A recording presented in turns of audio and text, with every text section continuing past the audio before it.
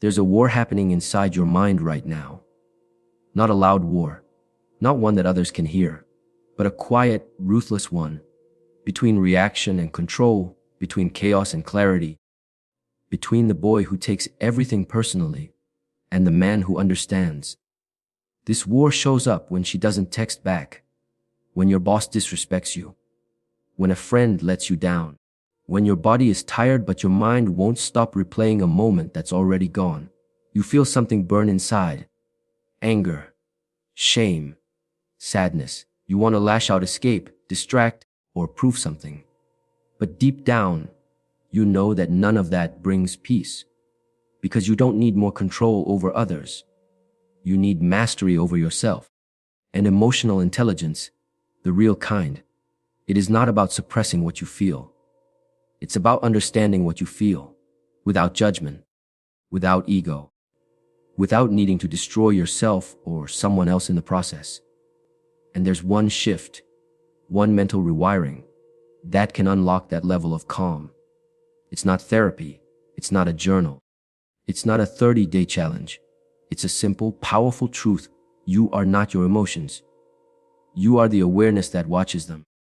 Once you learn how to slow your reactions, once you understand how the brain wires pain, expectation, and triggers together, you become untouchable. You gain presence. You gain patience. You gain power. Not over others, but over the one person who has been holding you back the most, you. If you're ready to reclaim that power, to gain a level of calm most men never achieve, then listen closely. Because this isn't just a brain hack. It's a doorway to become the kind of man who doesn't react. He responds with clarity, with discipline, with heart. Let's begin. Before we even begin to talk about emotional intelligence, we need to clear something up. You are not broken. There's nothing wrong with you. And you don't need fixing. What you need is understanding. You see, the brain you are using right now, it was not designed to make you peaceful.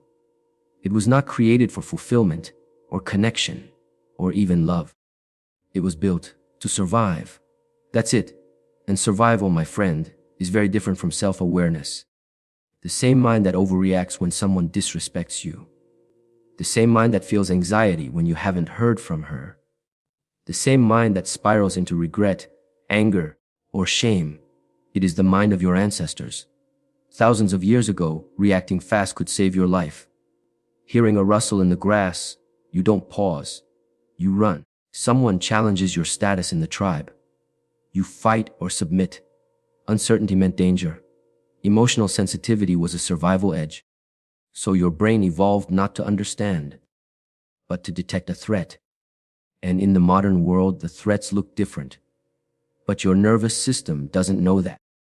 When she says something hurtful, your brain doesn't say, I wonder what she's going through emotionally. No, it says, she hurt me. I'm under attack.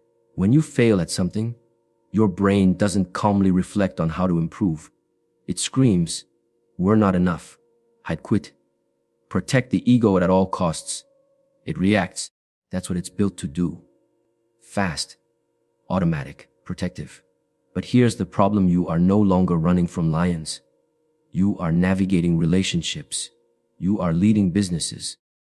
You are trying to build trust, connection, presence, discipline. And that ancient part of the brain, it doesn't understand the difference. That's why so many men today feel like they're constantly triggered, because they're using a survival machine to try to understand their emotions. And that doesn't work.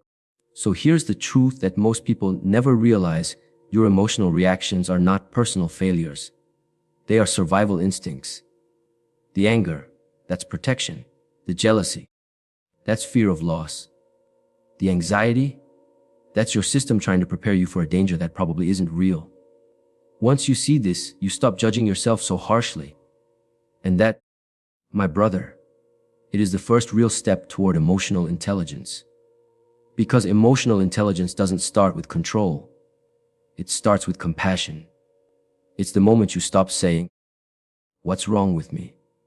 and start saying, "What is this reaction trying to protect me from?" Now, This doesn't mean you let the emotion run your life. It doesn't mean you justify bad behavior by saying, "Oh, it's just my brain." No, you recognize it, you name it, and you pause long enough to witness it. Because here's the beauty. You are not just the primitive brain. You also have the awareness of it. And awareness is a higher intelligence. It's the part of you that can watch the anger rise and choose not to act on it. It's the part of you that feels the need to lash out and instead breathes.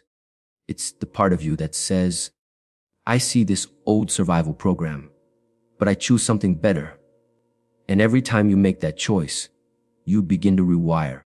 The brain that once fought to survive can now be trained to understand. And this is when you begin to feel a shift. You're no longer just reacting. You're responding with clarity, with presence, with depth. That is not weakness. That is not softness. That is power. Because any man can punch a wall. Any man can yell when triggered. Any man can burn a bridge. But it takes a higher kind of man to sit with the discomfort, to listen without defending, to choose stillness over ego.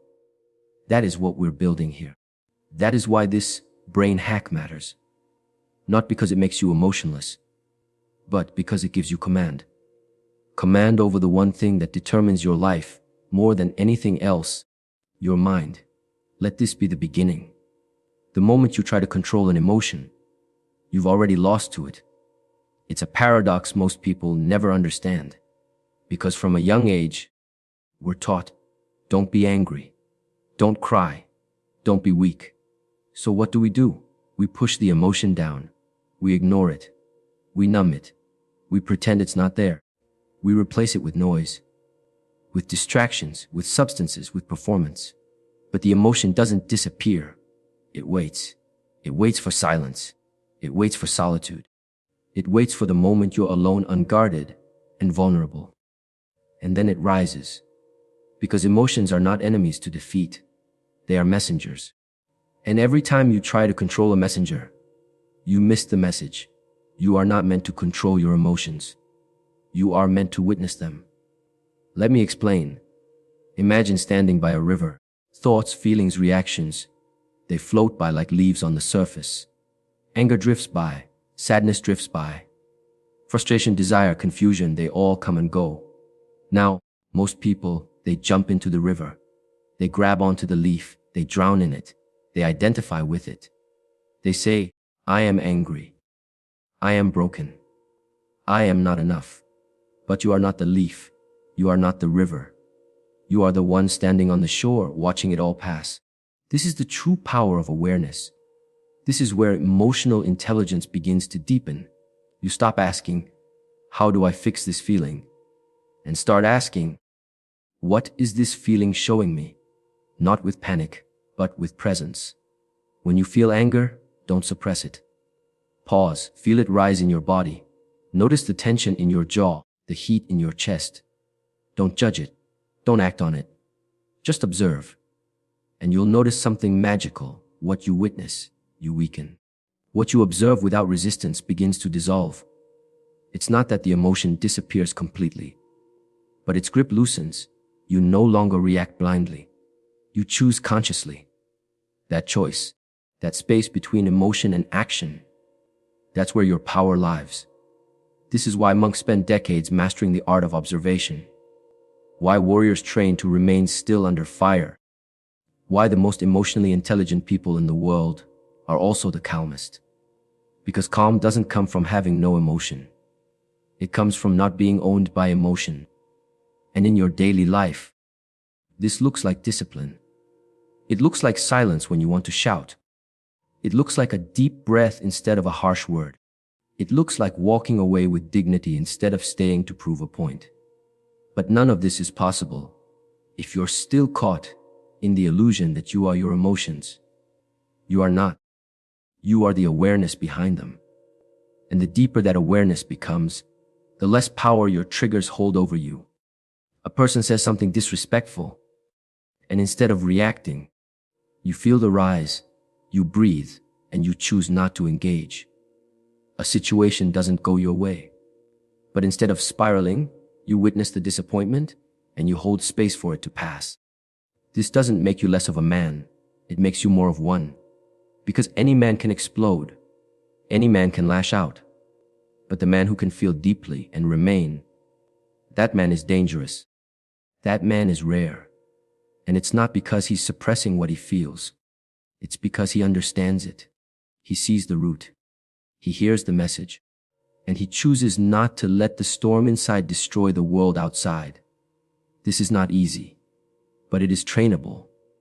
And if you want to train this awareness, you must commit to the practice of pausing, of observing, of listening.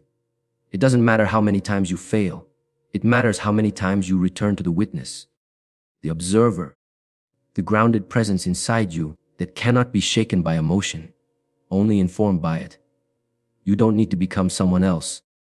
You just need to remember who you were before the reactions began to own you. And from this place, you walk forward differently, not afraid of your emotions, but anchored in your ability to hold them.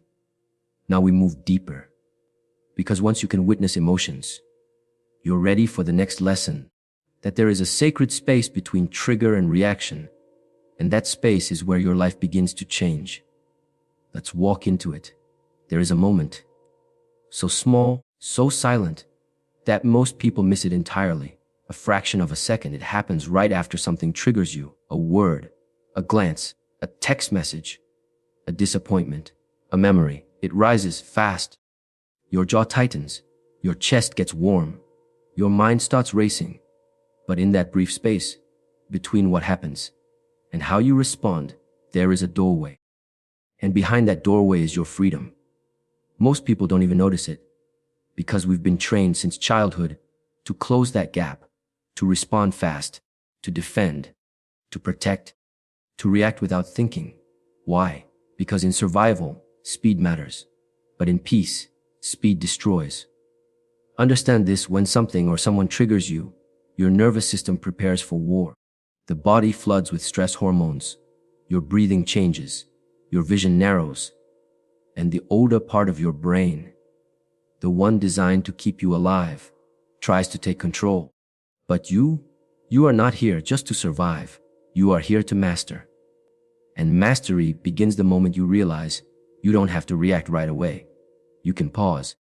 Even if it's only for one breath, you can widen the space. And in that space, you can choose. That's the sacred part. Not the trigger, not the reaction, but the choices between. Let me give you a real example. Someone disrespects you in front of others. Your old programming wants to snap back, to restore dominance. But if you pause, just for a moment, you ask yourself, is this worth my energy? Is this how I want to show up? And suddenly, the situation shifts. Not because they changed, but because you did. The sacred space allowed a deeper part of you to speak. Not the boy who reacts, but the man who responds. That is power. Another example. You receive a message that triggers insecurity. She hasn't replied. Or maybe she says something vague, and your mind spirals. The old you grabs the phone and types out an emotionally charged reply. But the new you, the aware of you, he pauses. And in that pause, you witness the fear, the need for control, the anxiety rising, and you breathe. And instead of reacting from fear, you respond from stability. You say nothing, or you say something kind, or you say something clear. That choice from the sacred space shape your life. Because here's the truth. The quality of your life is not determined by what triggers you. It is determined by how you respond. And how you respond, it is shaped in the quiet space between stimulus and action. This is not philosophy. This is training. It means catching yourself again and again. It means building awareness so you don't miss that gap. It means strengthening your ability to pause, even when everything inside screams for release. And with time, that space grows. What used to be a moment of rage becomes a moment of reflection. What used to end in regret becomes a lesson in patience. What used to escalate into chaos becomes a moment of calm power. And this is not just emotional intelligence. This is spiritual maturity.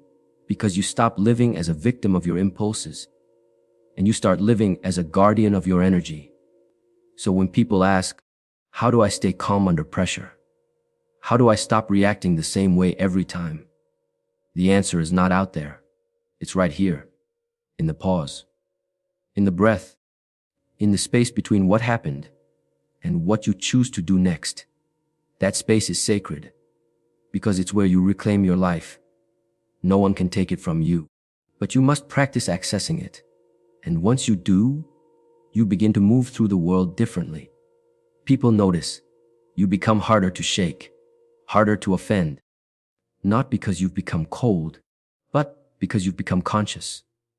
And from that consciousness, we move forward. Because once you begin to access that sacred space, you are ready for the next level of discipline, the rewiring of your emotional patterns through repetition, not force. Let's walk there next. You don't become emotionally intelligent overnight. You don't become calm by forcing yourself to be calm. You don't become wise just by wanting to be wise. You become these things by becoming them. Again and again and again. The mind doesn't change with pressure.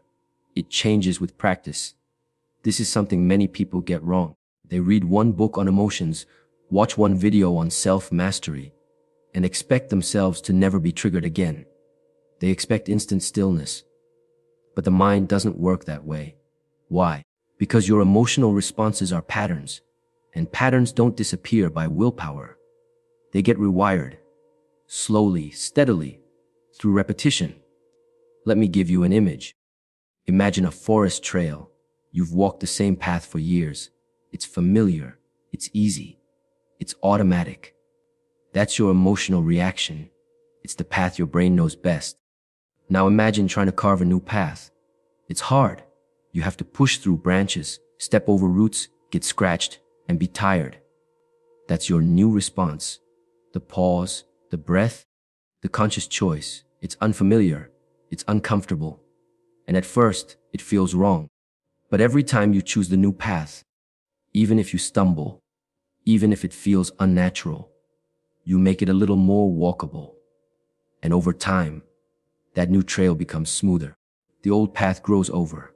And one day, what once took effort becomes who you are. This is how you change. Not with violence against yourself, not with shame, but with patient, daily repetition.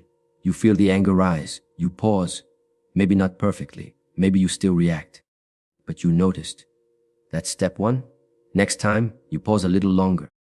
You breathe a little deeper. You speak with a little more clarity. That is growth. And you must celebrate that. Not because it's perfect, but because it's real. Because this path is not about becoming superhuman. It's about becoming deeply human. To feel fully and remain centered. To experience emotion and remain grounded. To live among chaos and still choose peace. And that level of emotional intelligence, it is not given to the loudest voice or the fastest learner. It is given to the most consistent. The man who trains his mind the way a monk trains his body. The man who shows up every day to his inner work, even when the world gives him 1,000 reasons not to. So I ask you, can you do the simple things consistently? Can you pause again and again? Can you reflect again and again? Can you forgive yourself again and again? Because repetition is not just what rewires the brain. It's what reveals who you truly are. The mind says, this is boring. This is slow. But the soul knows, this is sacred. This is how we return to ourselves. You see, true change is not loud. It is quiet. Like the sun rising. Like a tree growing. Like a man transforming in silence. You won't always notice the progress. But the world will. People will feel your calm. They'll respond to your presence. They'll wonder how you stay composed when others break. And it won't be because you forced yourself. It will be because you trained yourself. That's the difference between those who talk about change and those who live it. So let go of the pressure to get there quickly. Let go of the need to be flawless. Instead, focus on your rituals. What are you practicing today? What are you repeating today? because what you repeat becomes who you are. And from here, you're ready to move forward again. Because once you begin to rewire your emotional reactions through repetition, you're ready for the next challenge, to stop outsourcing your peace and learn how to become emotionally independent. Let's go there next. One of the most dangerous habits a man can have, it is to tie his peace to something outside himself. He says, I'll be calm when she texts back. I'll feel good when they approve of me. I'll feel whole when I get that job, that car, that body. This is how most people live, emotionally outsourced, spiritually dependent, energetically enslaved. And it is exhausting. Because the moment your peace depends on something you cannot control, you've already surrendered your power. You've handed the keys to your inner world, to someone or something outside of it. But here's the truth, and it's a hard truth for many to hear. No one is coming to make you feel okay. Not your parents, not your partner, not your boss, not even your future self. You must learn to anchor your peace from the inside. Because peace, true peace, it is not what happens when everything outside is calm. Peace is what you cultivate. When everything outside is not, you're misunderstood, you're rejected, you're overlooked, and still you stand grounded.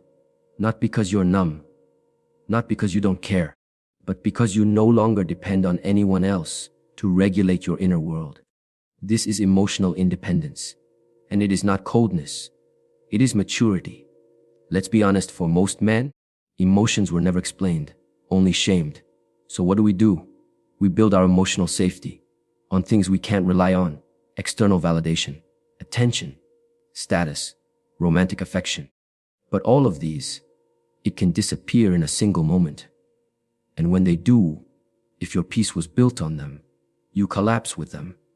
That's why this work is so important. You have to ask yourself, where have I outsourced my peace? Is it in how people treat you? Is it whether someone likes you? Is it whether your plan works exactly as you want it? Because if so, you're not living. You're reacting, and reactions are not freedom. Freedom begins when you take your emotions off the market, when your joy is not for sale, when your peace is not on lease to someone else's opinion. That doesn't mean you stop caring. It means you stop depending. A peaceful man still loves, still hopes, still feels deeply. But he doesn't make those feelings conditional for his self-worth. He loves because love lives inside him, not because someone else permitted him to feel it. He feels joy because he honors life, not because everything went according to plan. This is not ego. This is emotional leadership. And it starts with the willingness to sit with yourself, without distractions, to feel the discomfort of being alone, to feel the void you used to fill with noise, and to not run from it. Because when you stop outsourcing your peace, you start discovering something deeper, a kind of silence inside you. Not empty, but full. Not lonely, but still. And from that stillness, you begin to walk through the world differently. People can't manipulate you as easily. Your self-worth is no longer on trial every day. Your emotions become steady. Not because life is easy, but because you have become stable. You become emotionally independent. And this is rare, but it's available. You don't need to be perfect. You just need to stop believing that someone else will save you from feeling. Because no one else was born to carry your peace. That's your work. That's your responsibility. And ultimately, that's your freedom. So from here, we go one step further. Because once you stop outsourcing your peace, you must protect it. And to protect your peace, you must learn the final key to emotional intelligence, letting go of who you were, so you can become who you were meant to be. Let's enter that chapter now. There comes a moment in every man's life where the pain of staying the same becomes greater than the fear of change. And that moment is sacred, because in that moment, a door opens, not outside, but within. And the question waiting behind that door is simple, yet confronting. Are you ready to let go of who you were? You see, the man you used to be, he was necessary. He got you here, He protected you. He helped you survive what others never saw. He adapted to pain, learned to mask it, learned to wear strength like armor. But survival and transformation do not walk the same road. Survival taught you to shrink, to defend, to react. But transformation, it demands something higher. It asks for surrender, not weakness, but surrender of the old identity. Surrender of the version of you that was built in fear and doubt, in wounds. And most men struggle here, not because they can't evolve, but because they're still holding on to a self-image that no longer serves them. Maybe it's the tough guy who never cries. Maybe it's the overachiever who needs constant validation. Maybe it's the victim who learned to find power in being powerless. Whatever shape your old self took, it became familiar. It became comfortable. And like an old pair of shoes, even if it hurts, you keep wearing it. But listen to me carefully. You cannot become who you're meant to be while clinging to who you used to be. Growth is subtraction before it is addition. You have to empty out the outdated beliefs, the stories you keep telling yourself. I'm not good enough. I always mess things up. No one understands me. She was my only chance. You see, these stories, they are not the truth. They are trances. And emotional intelligence means waking up from them. It means realizing you are not your past. You are not your pain. You are not the version of you who made mistakes when he didn't know better. You are the man who learned, the man who remembers, the man who is ready now. But to step forward, you must release the need to stay who you've always been. And this is scary, because identity gives us safety, even when it's built on struggle. But hear me. You were not born to stay hidden behind layers of conditioning. You were born to express something unique, to embody something noble, to become someone that even your younger self would never believe possible. But you have to let go. Let go of the anger you carry like armor. Let go of the approval you still chase in silence. Let go of the grief you've made your identity. Let go of the fantasy that someone else is coming to save you. Because no one is coming. And also, no one needs to. You are here. You have the tools. You've walked through pain. You've practiced awareness. You've trained discipline. You've taken ownership of your emotions. And now, you are ready to shed the old skin. Not to become someone else, but to become you, without the layers that no longer belong. This is the rebirth. It won't happen in one moment. It won't be comfortable. It will feel like a loss. Because it is. You're losing who you no longer are. But in that space, you gain everything. You gain peace. You gain presence. You gain power. The kind that doesn't shout, but radiates quietly from within. So as you take this final step, I leave you with this.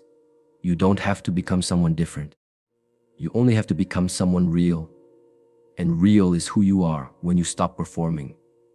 Real is who you are when you stop reacting. Real is who you are when you choose truth over image and peace over approval. Let this be your return. Let this be your arrival. Because the world doesn't need more men pretending. It needs men who are finally unafraid to be whole. Brother, if you've made it this far, I want you to take a breath with me. Not just a surface breath, but a real one. In through the nose and out through the mouth.